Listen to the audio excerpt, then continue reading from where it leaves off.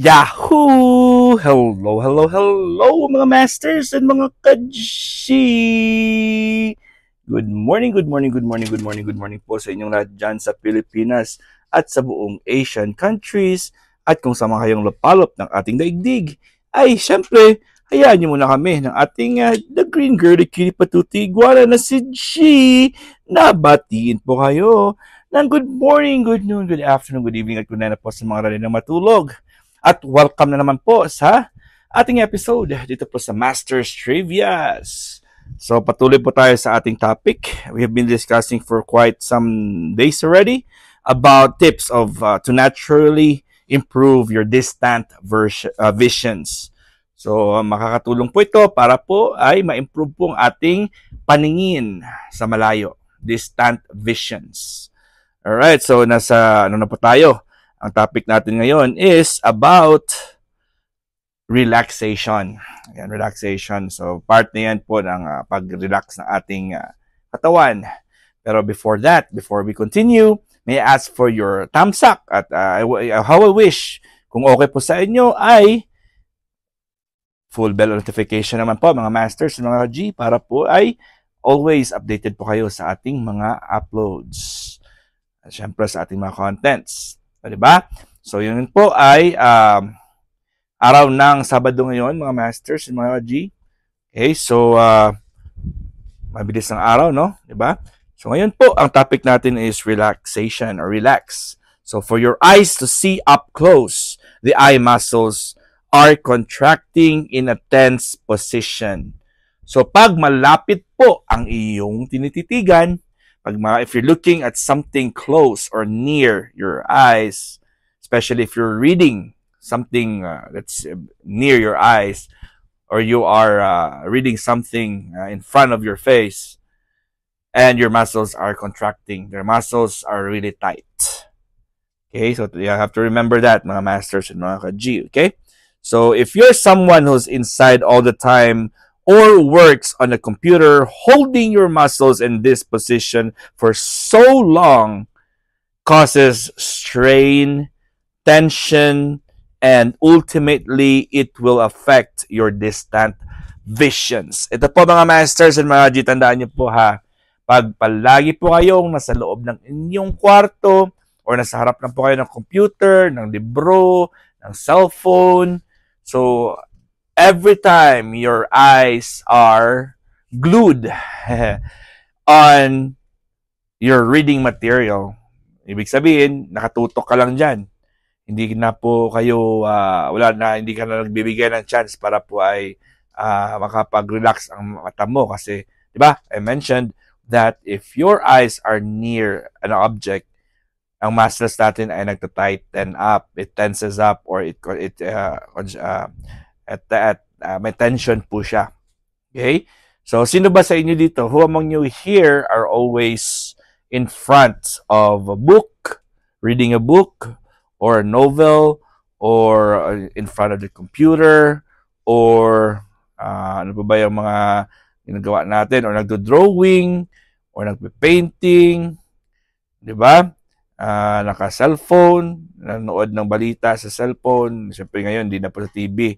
Na ngayon, ano na ngayon ang pinapanood nila sa cellphone na yung mga YouTube. Siyempre, YouTubers po tayo. At siyempre, sa mga mamamasid dyan, nag 24/7 marathon sa mga cellphones po nila. Di ba? So, kailangan po natin talaga ilayo ang ating mga mata sa ating mga gadgets. Pero ngayon, hindi na po gadgets yan. Pwede na rin po sa iba't ibang mga bagay. Okay? Lalo na po yung iba ng mga, halimbawa ha, aside from gadgets, pwede tayong sabihin natin mga tattoo artists, yung mga naglilinis ng mga eyebrow, nagpa-pluck ng mga eyebrows. Siyempre, pag nakatutok ka talaga, di ba? Mga doctors, di ba, nagsusurgery po sila. So, kailangan yung mata nila ay kailangan ay nakatutok talaga sa area kung saan po sila nagsusurgery. Okay, so meron naman iba dyan yung mga journalists, meron naman iba dyan ng mga keyboard warriors, di ba? Katulad ng mga kilala natin na ang trabaho po nila is they maintain social media accounts. Call center agents, ayun po, call center agents they belong to this kind of job because they always sit in front of the computers because that's their job. They have to answer, they have to solve matters, or they have to contact customers every day in front of the computer. Okay, so yun po, yung mga jobs. Aside from that, marami pa mga jobs na connected na pwede natin pong ma-relate dito po sa topic na ito. Okay, so you can do a trick called palming. Palm, or ito po yung palm natin na palm. Diba? Palming.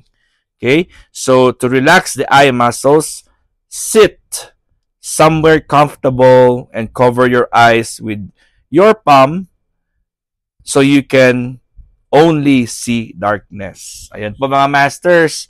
So if this is your eye, kukovera mo lang po ng mata, mga kamay mo. Ayan, pag gano'n na po siya, that's already darkness. So, dapat i-darken natin talaga na dark. Di ba? So paano i-darken natin? Darkness. Ito talaga yung makikita mo. Makaka-relax yung iyong mata, mga masters. So that's what we call palming. Palm. So ganyan, yung kamay mo, ilalagay mo sa mata mo. Okay, so you have a chance to relax your eyes aside from watching or aside from glaring on, aside from watching or exposing your eyes in front of a monitor or kung ano man ginagawa mo dyan. So palming or palm kasi, palm, hindi naman, silent L kasi yan, palming or palming. Okay, so umupo ka talaga, sit somewhere comfortable and cover your eyes with your palms so you can only see darkness. Tandaan niyo po yan mga masters so you can only see darkness as the purpose. Focus on the darkness for 30 seconds. Okay, so kailangan may 30 seconds ka na madilim talaga around you. Okay, then gently rub your eyes, your temple. So yung temple natin yung sa gilid ng ating ulo, di ba? Temple. Okay, kayo na bahala dyan. Ito yung temple natin ito po yung ating temple dito. Yan ang temple natin. Malapit sa tenga natin. Si G na lang yung practice-practicean natin ha. Ito po yung temple ni G. Okay, so malapit na po sa kalagitnaan ng ating mata. Hindi pala mata. Sa ulo natin. Sa tenga. Malapit lang yan po sa tenga yung temple natin mga masters. So ano yan ang temple? In between ng tenga mo at mata mo, you go a little bit higher. Yan ang temple. Okay? So, kayo na lang mag-research kung ano yung temple dyan, ha? Mga masters, mga ka-G. So, then, gently rub your eyes, your temples, and your forehead. Yung forehead mo, irarub mo rin po, mga masters. Ito yung forehead ni G natin, no? Yan ang forehead ni G. Yan. Sa mga forehead na airport, yung inyong mga airport, irarub nyo po dyan. Yung kasi may landing na aeroplano. Basta, i-rub nyo po, i-massage nyo po yung inyong temples at ang inyong mga forehead. Okay, so by doing that, magre-relax po ang ating mga muscles. Okay, so allow yourself to enjoy the facial massage and slow your breathing. So habang po kayo ay personally na ginagawa niyo po yan, or you can do that to someone else, or you let somebody do that for you. Okay, so you do the palming, for 30 seconds, and then you massage your temple, and you slowly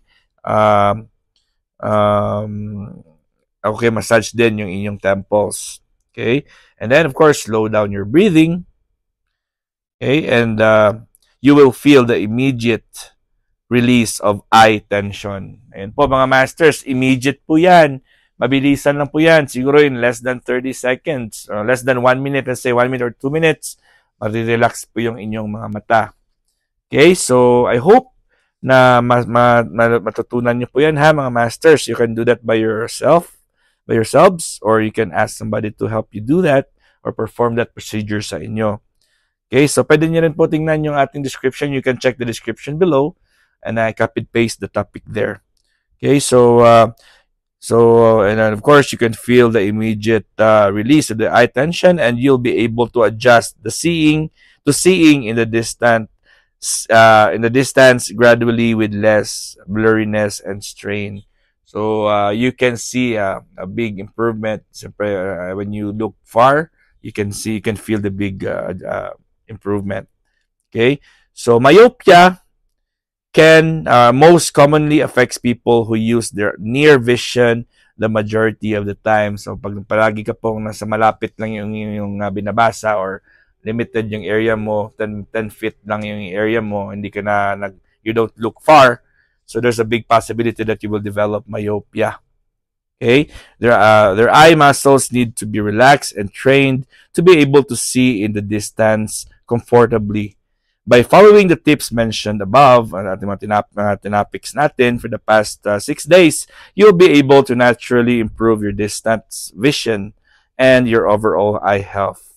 While wearing glasses and getting eye surgery can address your visions slowly, can address your vision issues immediately. Immediately, ma-address po nila.